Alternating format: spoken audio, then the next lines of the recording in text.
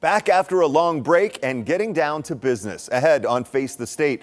With campaigning and the election behind them, lawmakers are back at work at the State House. Little time left, but big issues on the agenda. Today, we're hearing from Democratic Representative Dontavius Geralds and Republican Senator Andrew Brenner on the important issues in the Ohio legislature. Plus, Senator-elect Bernie Moreno says businesses in Springfield that employ Haitian immigrants need to make plans now to replace them in 15 months.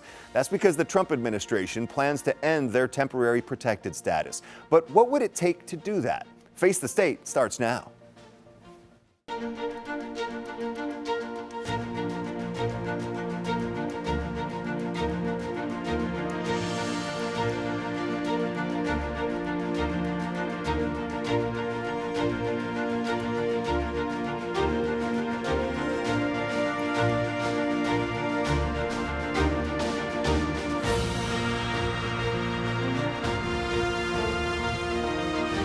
Thanks for joining us for Face the State. I'm Doug Petcash. They call it lame duck session, the short time before an outgoing Ohio General Assembly wraps up its business to make way for the next two-year General Assembly starting in the new year with some new faces. And this year's lame duck session is off to a busy start. Lawmakers are considering dozens and dozens of bills. This week, the Senate passed the so-called bathroom bill and sent it to the governor. The bill bans transgender students from using bathrooms that fit their gender identities. It also requires schools to designate separate bathrooms, locker rooms, and overnight accommodations for the exclusive use of either males and females based on their gender assigned at birth. The House and Senate are also taking action on bills to improve school bus safety, ban intoxicating hemp products, and more.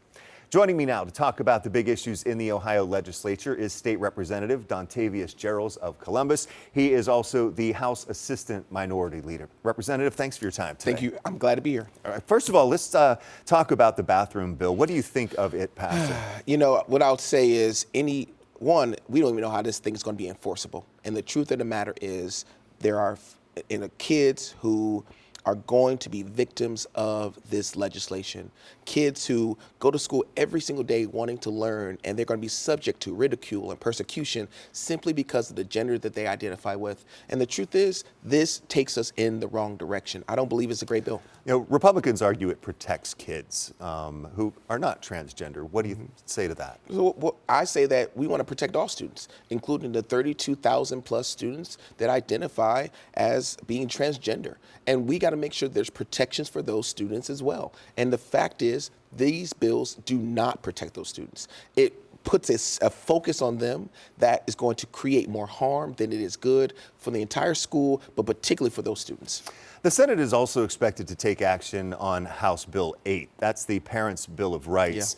Yeah. It would require schools to ensure any sexuality content is age appropriate, notify parents of changes to health care services provided to their child, but also notify parents of any request by a student to identify as a gender that does not align with the student's biological sex. It already passed in the House, and every Democrat voted against it. Yeah. Why did the Democrats vote against it? Well, because it takes us in the wrong direction. You know, students should have some autonomy to talk to someone in a safe space, to tell them how they feel, and hopefully get some resources so that they can make decisions for them. But when you're bringing in other individuals who they may feel unsafe to have these conversations with, the truth of the matter is these students won't have a safe place to go. And when that happens, these students unfortunately fall through the crack. But these students are under the care of their parents. True. And they are minors. Yes. So why shouldn't the parents be notified of something important like that? Well, I think it's all about the basis of the bill. And when you think about how students are feeling in those moments, these are questions, right? They want to just get answers. They want to have a safe space to kind of tell someone how they feel without this idea of a parent coming in and, maybe not necessarily understanding their child in that moment. And so I think that, by creating this kind of overarching view of, I think this bill is not centered on making sure student voices are heard. It's not centered on ensuring that students feel heard, seen in a way that protects them and their own privacy. It just takes our state backwards, I believe. A bill was also introduced in the Senate to ban the sale of intoxicating hemp products. Yes. These are the products like gummies and candies that are sold in convenience stores, gas stores. gas stations. The governor has been really pushing for Yes. this to protect Yeah. kids. Where does the Democratic caucus stand on that bill? Well, I think, we have always stood on the idea that, one, we don't want kids to have any products that's going to harm them or poison them. We also believe that there has to be some regulations around Delta 8 and all these variations of the deltas as the formularies change. But we also believe that maybe there's not I believe that there's a place where an outright ban may not necessarily do good for Ohioans, because we just passed issue 2, which essentially legalized marijuana. And so there has to be some compromise in the middle where regulation absolutely is needed so that children don't get their hands on these hemp products, but also give access to individuals who see it as something they want to use. I've heard other legislators talk about protecting businesses or Yes. putting it like it would be with cigarettes or Correct. alcohol. We have a 21-year-old age limit. Yes. That would be something you would support. I think that there are lots of conversation that we can have around this bill and around hemp. And I do believe that there definitely should be some regulations. I think what it looks like is going to be a compromise between the House and the Senate, because you do have some colleagues who want to do an outright ban. And that may not necessarily work across our entire caucus or across our entire both chambers. And so right now, I think what's most important is that we're protecting young people, making sure they don't get their hands on these products that are going to harm them, and we're creating the flexibility for individuals who choose to use these products to use them in a way where they are at age and it's available to them. Let's switch now to looking forward. The Democratic caucus priorities for, Yes. for this lame duck session, Yes. Representative Gerald. Where's the top priority for you? Well, listen, I think we have a number of bills, both in the Senate and the House, that are currently waiting to be passed. Roughly somewhere in a ballpark of 99 bills is in the Senate. We have about 49 plus bills that is in the House. Some of them are bipartisan, some of them are not. Mm-hmm. And the intention is we want to pass good bills that's going to move Ohio forward. We want to do things like address property taxes, where we're seeing property taxes raised in some places up to 67%, right, in terms of their housing value. And those families pay for their homes, but very well could lose them simply because their inability to pay for property taxes. We want to pass bills like the Crown Act, where it's currently in the Senate and is providing protections for people with textured hair. My colleague, Representative Brent, has spearheaded that with a Republican colleague, and we want to see that passed. We want to really begin to talk about child care access, right? And so that families who are seeing a third of their paycheck be used for child care have some relief so that they can do more for their families. And I think most importantly, I believe, we got to begin to think about healthcare access. You know, we have families who simply do not have healthcare access in this state, or it's very difficult to navigate the healthcare system. And we really want to help those families because we know when we do, we are saving lives. And it seems in the discussions I've had with others that there is bipartisan support, in particular for property tax Yes, it relief is. and child care. But the Absolutely. question is, how do you achieve it, right? Absolutely, it is. And, you know, we have a bill that's looking at a circuit breaker with my colleague, Representative Isaacson, and a Republican colleague. You know, we're looking at ways to provide tax credits for families to pay for child care access. You know, so I think we don't have a lot of time in the lame duck. My hope is that we can have these conversations in a bipartisan way. We can move these bills. It's going to impact families for the better and really build the type of Ohio that we all deserve.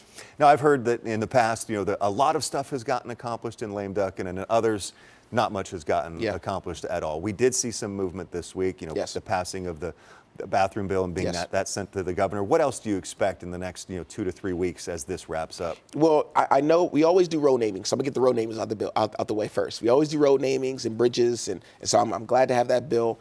We typically have a Christmas tree bill that is with a lot of appropriations or last dollar appropriation we want to get out. We saw that in House Bill 45 in the last GA. You know, my hope is that we can address property taxes, we can address this hemp issue, we can really begin. There's a bill around foster care scholarships that we want to get passed out of the Senate. I could see that as a possibility. You know, really the Crown Act, as I mentioned, there are a lot of good bills that is currently in the chambers in both chambers, House and the Senate, that we can pass right now. And it will make a real difference in the lives of families today. We just have a minute left. I wanted to ask, the Democrats picked up 2 seats in the House and Yes. 2 seats in the Senate. Yes. The Republicans still hold a supermajority They do. in both. Will the addition of these 4 members in the caucus make a difference? Of course they will. And one, it's the most immediate thing that it does is it ensures that we can beat back an emergency clause. So not every single bill that passes has an emergency provision attached to it. Meaning that it could take effect right away. Correct. And it would not necessarily be subject to referendum. And so that's the other piece that we want to be really mindful about, but using that power, those 2 new members coming into the House. The other piece is it gives us opportunity to leverage the 34 members we have next GA to pass good bills and stop bad bills that are going to harm families. And so we'll see. I'm excited about the next GA, and we got work to do for the betterment of Ohio. Always do, don't you? That we do. All right. Representative Gerals, thank you so much for your time Thank today you. and your perspective on these important issues. Appreciate it. Well, still ahead on Face the State, we'll go across the aisle and talk with Republican State Senator Andrew Brenner about the big issues in the legislature and Republican priorities.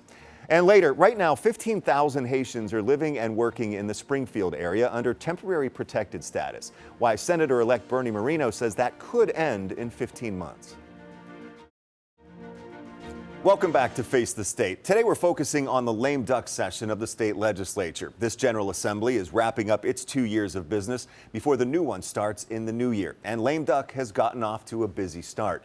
Joining me now to talk about what's happened so far and the Republican priorities for the rest of the session is State Senator Andrew Brenner of Delaware. Senator, thanks for your time. Thanks for coming in today. Glad I could be here. Thank you. Well, let's start off with some of the big news that did come out of the first week of lame duck. The Senate, as you know, of course, for my viewers, the Senate passed the so-called bathroom bill on Wednesday and sent it to the governor's desk. It bans transgender students from using bathrooms that fit their gender identities and requires schools to designate separate bathrooms, locker rooms, and overnight accommodations for the exclusive use of either males and females based on their gender assigned at birth. Senator, do you feel that this was a good bill? Yeah, I mean, it was actually put into my bill. So myself and my joint sponsor, Jerry Serino, encouraged concurrent on the vote. This has been an issue that's been ongoing. Obviously, we've had international news on this at the, in the national level from the NCAA and women and all those types of issues around it. But it's gone down to the local level. And I will tell you, I have numerous parents, especially mothers, who have been very much concerned that their daughters are going into locker rooms, are going into bathrooms with boys. Having, been a boy myself, I know boys can say things and do things to pretend that they're doing some things to try to get into those bathrooms just to cause mischievous deeds that they shouldn't be doing. Do we have sympathy for any and all kids who have gender dysphoria? Absolutely. And in fact, the bill did have some accommodations for that. They can use other, family restrooms, or there could be policy set up for using faculty restrooms. So there are things along that, but it's very simple. If you are biologically female, you use biologically female restrooms, and if you're biologically male, you use biologically male restrooms. And again, we've had so many parents and especially mothers come, and they're the ones that were really helping push this. But what do you say to those who would say that this will create unsafe environments for transgender individuals and, another way of making them feel less than other people? Well, I would say that these environments in general are safe, but we have added a large group of potentially kids that can create an unsafe environment. And while there are some transgender students out there, those students will still be able to use bathrooms, and I think that the schools need to do a better job also of monitoring what's going on in those restrooms in general to protect all students, whether they're transgender or not. I also, though, believe, I've looked at the scientific evidence. The scientific evidence that's been coming out of Sweden specifically has indicated that a lot of the stuff that has been used over the last 20, 30 years, whether it's hormone blockers or some of the other things, isn't working. It has not reduced suicides. It has not reduced depression. And the scientific evidence has now actually gone the other direction on it. So I believe that in general, the entire medical community needs to take a re-look at this, and I know some of them have here in the United States. But what about how they feel in schools kind of being, separated in this way? Well, again, they will still be able to use the restroom of their biological sex, so they should be able to do that. I think that and given the fact that they're not going to be able to undergo any hormonal or surgeries as a youth, that they will still be able to use those restrooms. Do you anticipate that the governor will sign this? I anticipate that the governor will sign it, is my understanding he will, but again, that is going to be up to the governor and what he plans to do there. In the House, there was a hearing on a bill to ban disbursement of state funds to any entity that supports, promotes, or provides abortions.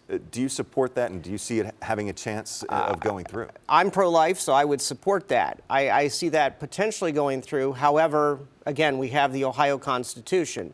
We, as a General Assembly, control purse strings, so we could and have a right to say that we don't want taxpayer dollars spent on that. That's not to say that that abortions won't happen in Ohio, because they will. The Constitution was passed a year ago, and I don't see this even Republican Supreme Court overturning that. And do you think it would happen in this lame duck session, or do you think this is something that will be carried over? Yeah, since it was a House bill and just introduced, I suspect this is something that will definitely be carried over into the next General Assembly, especially given the fact that the House only has a couple session days that they have scheduled for the rest of the year. A bill was also introduced in the Senate to ban the sale of intoxicating hemp. This has been a big issue for the governor. He's concerned about kids being able to buy this at gas stations and convenience stores, and because of its dangers to them. Where do you stand on that bill? Well, I believe Senate President Huffman and many members of the General Assembly, specifically in the Senate, do support that. I think there is some discussion about just completely banning it. I know that we're having internal discussions about, should they be over the age of 21. Marijuana was legalized last year, and we have not made that illegal. I think we in the Senate actually a year ago even passed a bill to try to regulate that differently and move those tax dollars and make them more appropriate to help with law enforcement and other things. I would be definitely supportive of something like that, even with the hemp situation, with the fact that you can extract basically dangerous chemicals that can hurt kids and others. Are you concerned also about the impacts it could have on businesses that are doing good business with this stuff, as long as it's sold to?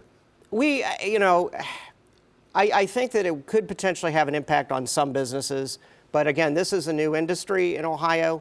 It's an industry that, they're still getting their legs as well. So I think there has to be some anticipation that there's going to be some regulatory oversight over the industry, and I think that anybody who's going into that will be taking a look at it.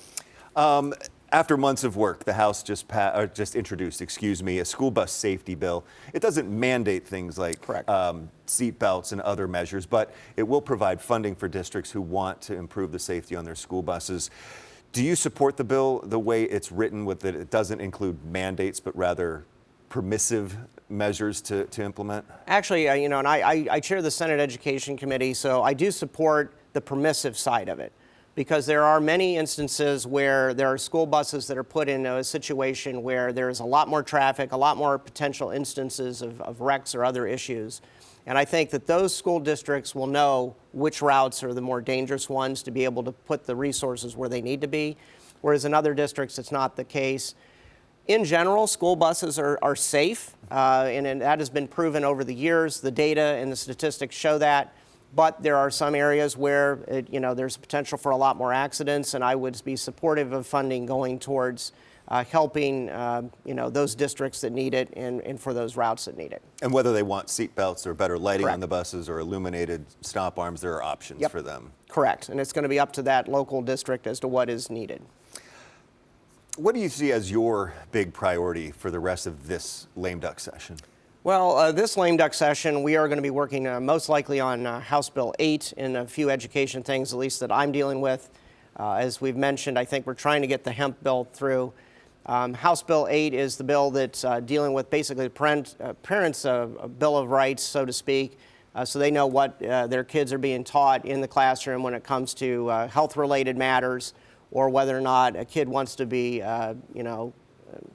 their particular gender, or they're confiding into their teachers or counselors something very specific, that the parents have a right to know what that is, unless, of course, the student themselves is potentially going to be put in danger by the parent. And in that particular case, the school can withhold that, and that is even included in House Bill 8.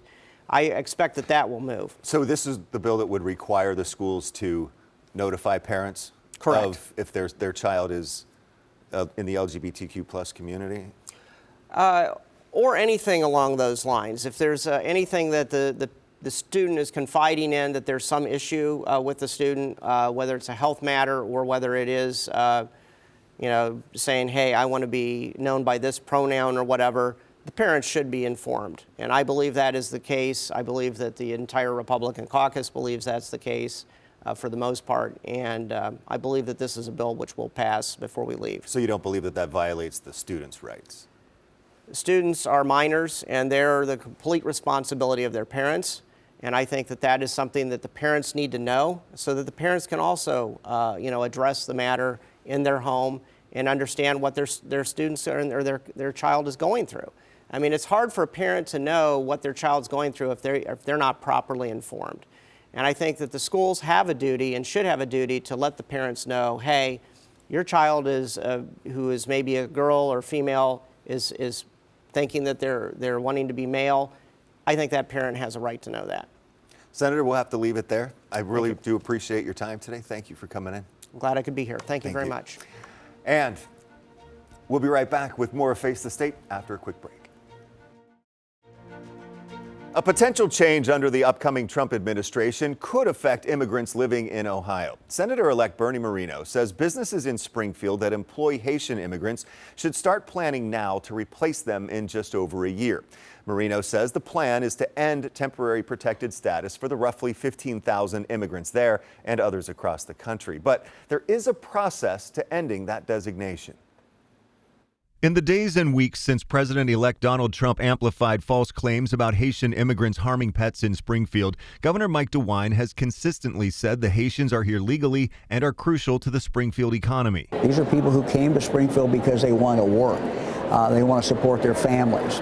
They are being hired because there were not other people to fill those jobs. In early October, Trump said he would revoke temporary protected status for Haitian immigrants in Springfield and deport them. Senator-elect Bernie Moreno says the administration will not revoke TPS immediately, but will not extend it past February of 2026 when it expires for Haiti. That gives you 13 months to make plans. So if you're a business owner, start making plans to figure out what you're going to do to replace workers that were there, that eventually when you hired them, you had to know they weren't always going to be there because they were on temporary protected status. The American Immigration Council says the Secretary of Homeland Security has the authority to grant temporary protected status, not Congress. It has to be renewed every 18 months. The designation is made for people living in countries dealing with crises, including war, natural disasters, and other extraordinary and temporary conditions. Immigration attorney Rishi Oza says administrations have to take several factors into account when considering revoking TPS. They have to go through, well, what are the current country conditions there? What are the capabilities of that country to absorb the number of people coming back? Oza also says when the government revokes TPS, it can be challenged in court. Moreno questions why the U.S. system gives weight to specific countries over others. So it's not about being cruel, it's about being fair. And again, to the businesses that are there, start making plans for February of 26. And to the people who work there, start making plans. According to the American Immigration Council, when the Trump administration tried to end Haiti's temporary protected status in 2018, a court stopped that effort, and then the Biden administration reversed it, keeping it in place.